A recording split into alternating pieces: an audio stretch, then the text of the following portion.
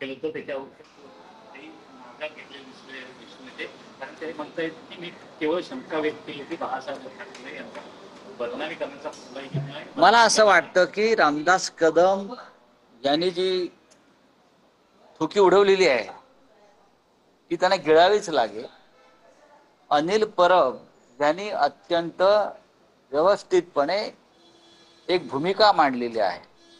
रामदास कदम आणि त्यांचे गृहराज्य मंत्री असलेले चिरंजीवानी जे घोटाळे आणि गुन्हे करून ठेवलेले आहेत, विशेषतः इतर काही विषय त्यांनी मांडले, ती चिंतेची गोष्ट आहे. अशा पद्धतीनं जर मंत्री काम करत असतील तर देवेंद्र फडणवीस हे कॅबिनेट चालवत नसून गुंडांची टोळी चालवत आहेत. स्वतः रामदास कदम यांनी सांगितलं आहे की विधान परिषदेचे सभापती, त्यांच्याकडे बोट आहे त्यांचं, राम शिंदे यांच्या सूचनेवरून त्यांनी त्या घायवळ नावाच्या एका संशयास्पद व्यक्तीला शस्त्र परवाना दिला. असे आतापर्यंत किती शस्त्र परवाने दिले? पोलीस आयुक्तांचा अहवाल बाजूला ठेवून पोलीस आयुक्त म्हणतात ते करू नका, अशा प्रकारे देऊ नका शस्त्र परवाना, नाकारलेला आहे शस्त्र परवाना, तरीही गृहराज्यमंत्री तर देत असते. मला असं वाटतं की हे सरकार आहे फडणवीसांचे, गुंडांची टोळी चालवते, सरकार चालवत नाही. प्रकरणावरती बोलताना केंद्रीय मंत्री सुनील भुजबळ यांनी बोलणं टाळलेलं आहे. कायदा सुव्यवस्थेच्या प्रश्नात थेट पत्रकार परिषदेतून का घायवळ हे त्यांच्या पक्षाचे कार्यकर्ते आहेत का? काय पुण्यातले जे खासदार आहेत, पुण्याचं प्रतिनिधित्व करतात, मंत्र्यांनी किंवा लोकप्रतिनिधींनी असे प्रश्न टाळू नयेत. लोकांच्या मनातल्या शंकांना उत्तर दिलं पाहिजे. मामा राजवाडे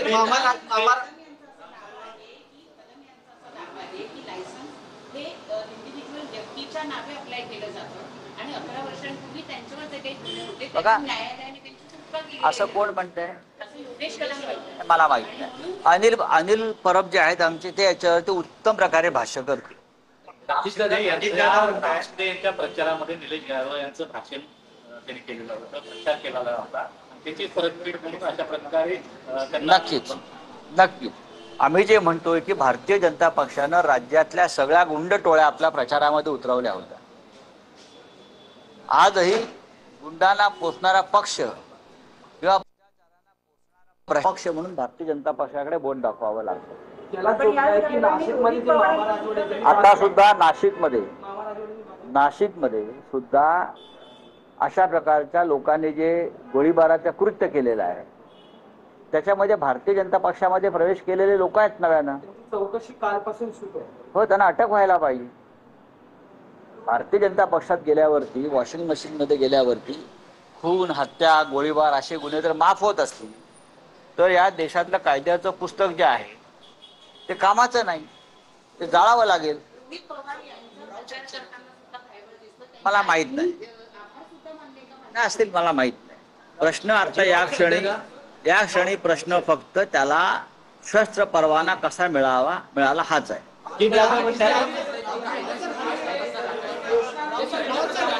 हिंदी में जानना चाहेंगे, हरियाणा में एक आईपीएस ऑफिसर है दलित, जिसने सुसाइड किया. सुसाइड नोट में उसने लिखा है कि मुझे प्रताड़ित किया गया था, मेरे जो उच्च दर्जे के जो ऑफिसर्स हैं उन्होंने मेरे को प्रताड़ित किया था. आरएसएस और बीजेपी की दलित विरोधी मानसिकता है, ये राहुल गांधी का कहना है. क्या कहना? राहुल गांधी जी की बात सही है. इस देश में, हर राज्य में जो अपना एजेंडा है आरएसएस जातीयवाद का, वो चलाना चाहते, चाहे प्रशासन हो, चाहे राजनीति हो, चाहे आर्मी हो, हर जगह पर आरएसएस अपना जो एजेंडा है मनुस्मृति का, जातीयवाद को चलाना चाहता है. और लोग अब आईपीएस और आयत दर्जा के लोग भी इतने प्रताड़ित किए जा रहे हैं कि वो आत्महत्या करने लगे. ये बहुत ही गंभीर बात है हमारे संविधान के लिए, हमारे लोकतंत्र के लिए और सबके लिए.